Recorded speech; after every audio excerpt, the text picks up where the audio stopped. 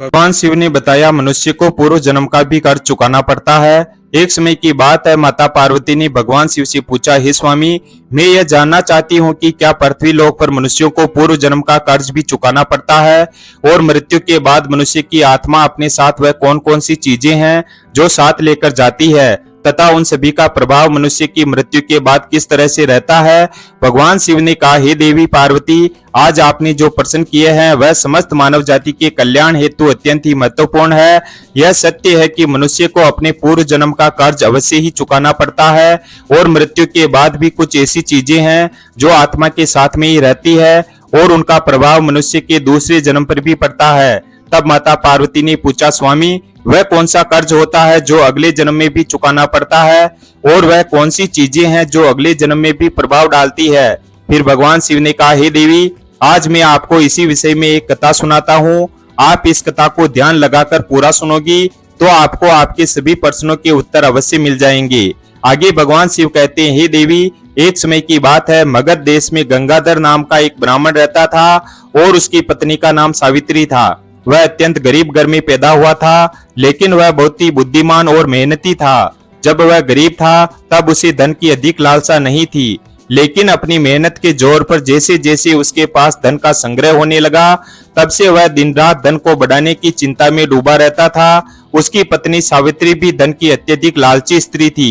हे देवी, आप तो जानती ही हैं कि धन की तृष्णा ऐसी होती है जो बढ़ते धन के साथ साथ बढ़ती ही जाती है। गंगाधर हमेशा यह सोचता था कि काश उसे कोई ऐसी युक्ति मिल जाए जिससे कुछ ही दिनों में उसके धन में हजारों गुना बढ़ोतरी हो जाए।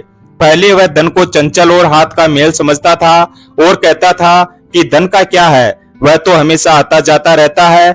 लेकिन तब वह मूर्ख था। अब उसकी आंखें खुल गई थी और वह धन का अत्यधिक संग्रह करने लगा। उस धन से दान धर्म आदि कर्म करने लगा तथा वह साधु और संतों की सेवा में लगा रहता था। पहले उसकी ईश्वर में बड़ी ही श्रद्धा थी, किंतु समय के साथ साथ धन के लालच की भटकती हुई ज्वाला ने उसके अन्य सभी सद्गुणों को भी जला दिया। धन की लालसा ने उसकी अंतरात्मा को हमेशा के लिए नष्ट कर दिया। पहले जब भी गंगाधर के द्वार पर कोई साधु महात्मा आते तो उसका मुख खिल उठता था, परंतु अब आदर सत्कार के समय मुख पर निराशा और मायूसी ही रहती थी। भगवान शिव ने कहा, हे देवी, एक दिन की बात है, संध्या का समय था। गंगाधर के द्वार पर एक साधु आकर रुका और बोला, हे पुत्र, मैं एक यात्री हूँ और आगे मुझे हरिद्वार को जाना है। आज की रात बिताने के लिए मुझे यहाँ स्थान मिल जाए तो अच्छा होगा। मैं बड़ी ही आशा से आपके द्वार पर आया हूँ। उस साधु का मुख संतोष की मूर्ति था, आंखों में अमृत और मुंह में शहद सी मिठास थी, जिस कारण से गंगाधर का हृदय भक्ति भाव से भर गया और वह उसे प्रणाम करते हुए बोला, जरूर महात्मा, आपकी सेवा करना तो मेरा सौभाग्य है। तब उस साधु ने मुस्कुराते हुए कहा, बेटा, आजकल के समय में तुम्हारे जैसे भक्ति भाव वाले पुरुष कम ही मिलते हैं। इस संसार से धर्म का भाव ही जैसे उठ गया हो। इस प्रकार से साधु के मुख से अपनी प्रशंसा सुनकर गंगाधर का हृदय खिल उठा। उसको ऐसा प्रतीत हुआ मानो उसे स्वर्ग में ही स्थान मिल गया हो। फिर उसने कहा, महाराज, अगर हम आप जैसे संतों की सेवा नहीं करेंगे तो इस मानव जीवन का क्या लाभ। ऐसा कहते हुए गंगाधर उस महात्मा को अपने घर के अंदर ले गया। जब उन्होंने घर में प्रवेश किया तब गंगाधर ने उनके स्वागत में कोई कमी नहीं छोड़ी। उनके खाने के लिए स्वादिष्ट भोजन बनवाया तथा नाना प्रकार की मिठाइयां बनवाई। भले ही गंगाधर उन महात्मा को इतने पौष्टिक आहार देने के पक्ष में नहीं था, लेकिन उन महात्मा की बातों में कुछ ऐसी शक्तियां थी कि उसके वर्षों पुराने विचार चंद पलों में ही बदल गए। जैसे सूखी हुई धरती पर एक दिन की बारिश से हरियाली छा जाती है, उसकी भक्ति भाव से महात्मा का दिल खुश हो गया।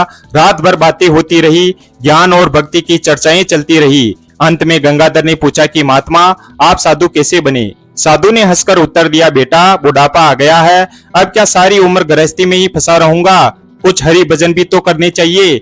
ईश्वर की कृपा से मैंने खूब धन कमाया है। मेरे 2 पुत्र और 2 कन्याएं भी है। अब सारी धन दौलत उन्हें बांट दी है और अब तीर्थ यात्रा को जा रहा हूँ।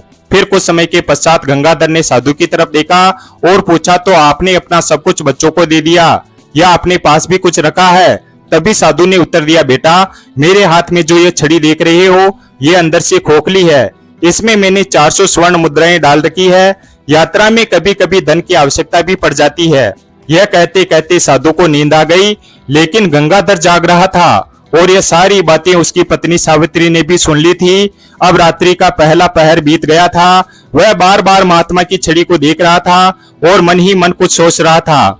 अब उसके अंदर लोभ का संचार हुआ, किंतु उसकी अंतरात्मा इस घृणित कार्य को करने से रोक रही थी। किंतु वही मन की दुरात्मा स्वर्ण मुद्राएं पाने की जिद पर अड़ गई। कुछ समय तक इस संघर्ष में ही उसके मन का बुरा हाल हो चुका था। तभी उसकी पत्नी उसके पास आकर बैठ जाती है और कहती है, स्वामी, आप किस गहरी चिंता में डूबे हैं? क्या आप भी वही कुटिल मनसा से सोच रहे हैं जो मैं भी सोच रही हूँ? इस महात्मा ने तो अपनी खूब सेवा करवा ली है, अब इनको कुछ तो हर्जाना भरना पड़ेगा। तब गंगाधर कहता है, सावित्री, मेरे मन में बड़ी दुविधा हो रही है। हमारा कर्तव्य है कि अतिथि की सेवा करना, किंतु अगर हम इनके धन को चुराते हैं तो पाप होगा। शायद हमें ऐसा नहीं करना चाहिए। तब उसकी पत्नी ने कहा, स्वामी, आप कैसे फिजूल की बातें कर रहे हैं? इस महात्मा की उम्र ढल चुकी है और क्या पता कब यह लुढ़क जाएंगे।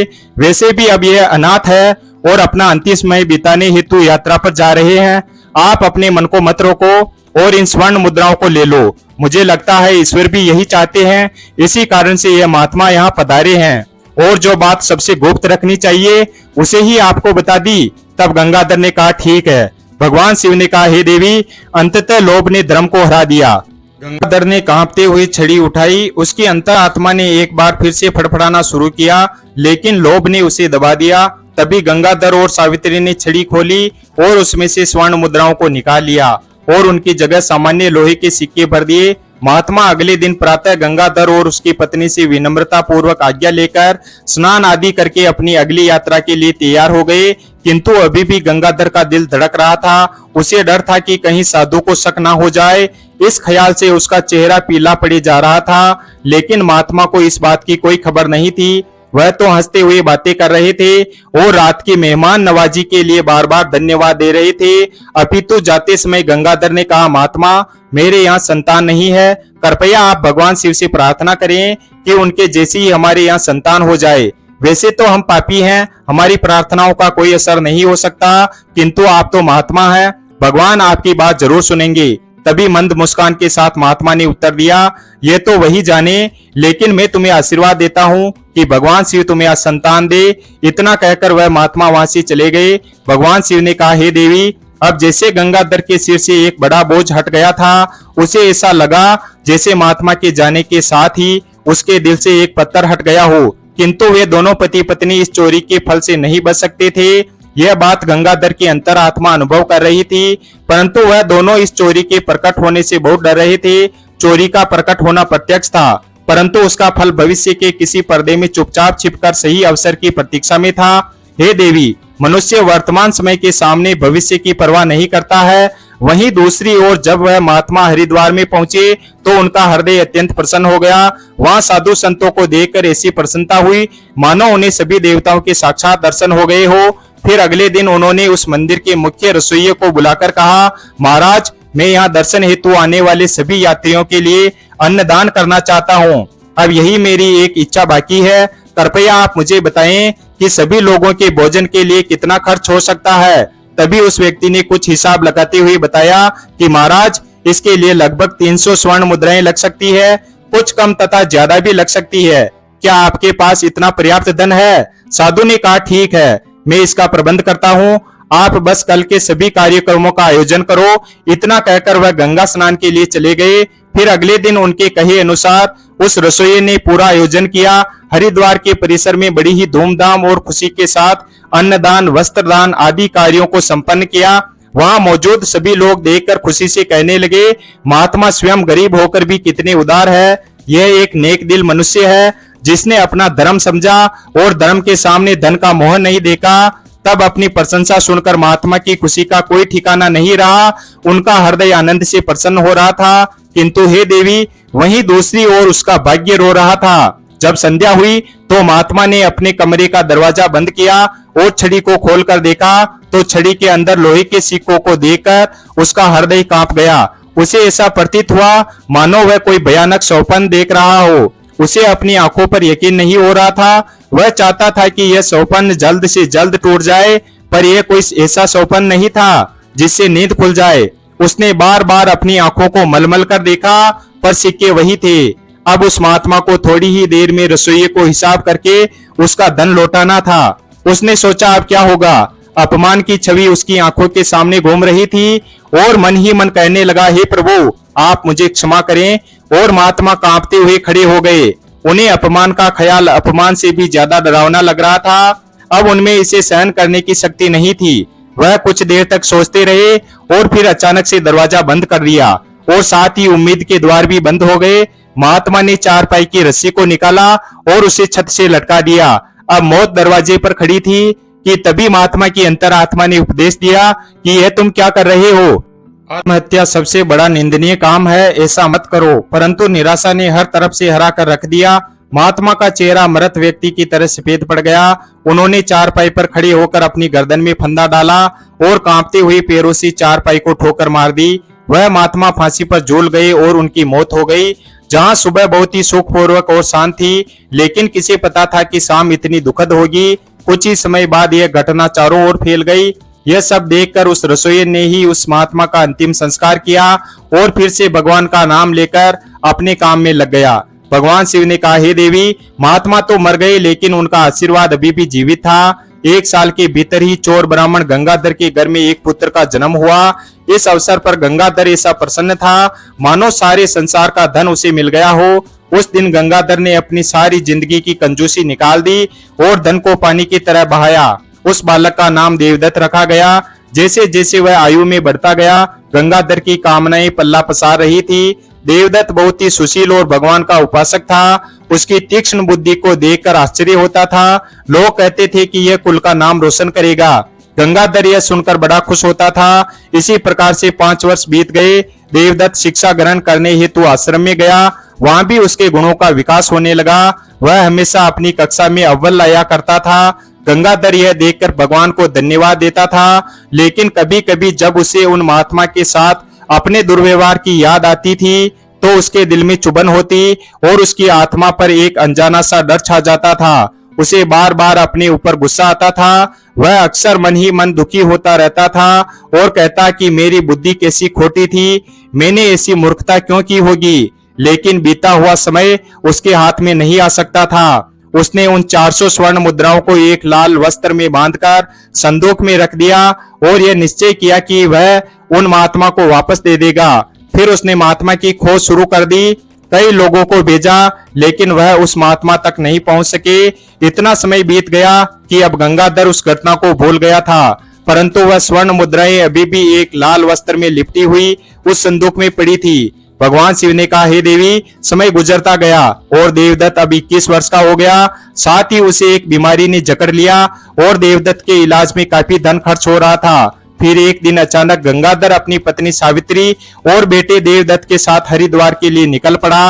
वहां पहुंचकर वह एक सराय में ठहरा। वहां गंगाधर को पता चला कि उसके बेटे देवदत्त का व्यवहार साधुओं जैसा हो रहा है।